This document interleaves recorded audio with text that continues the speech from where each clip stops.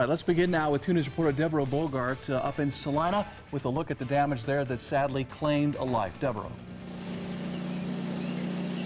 Yeah, along with that death, Mark, multiple injuries here reported in Celina, and you can see what these residents are dealing with today. This house just completely torn apart, and this is being seen all throughout the city. And then all that's left, if you look over here by the street, just these piles of rubble. Now, the governor, Mike DeWine, here earlier this afternoon, making this city his first stop on his tour, and he says he will do everything he possibly can to help the families who are here left picking up these pieces. Governor Mike DeWine says the destruction in Celina is just devastating. He and the state's public safety director touring some of the 40 homes leveled Monday night, talking to families like Cole Robbins, who says the ordeal was absolutely terrifying. It sounded like someone was shooting guns at our windows. All the windows are shattered. Everything's flying around my house.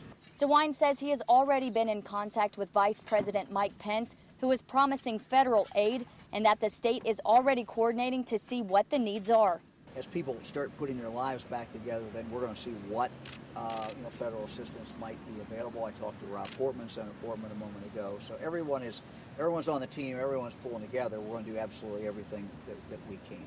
But until then, neighbors, family, friends, and strangers are showing up in masses, lending a helping hand to those who are less fortunate.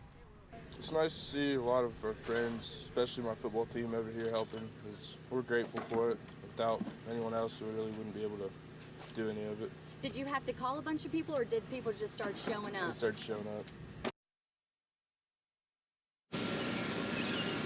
Now, the EMA director of Van Wert telling us he saw about a quarter-mile path of just pure destruction. He says many people are out seeing all of this damage and wondering how many people or how many more people did not get injured, because, again, this devastation is just incredible. He says that's because the majority of people heeded the warning. They got into those basements or their safe spots, and he says this is the perfect instance to show you just how safe and important to find that safe spot can be. Reporting live in Celina, Deborah Bogart, 5 on 2.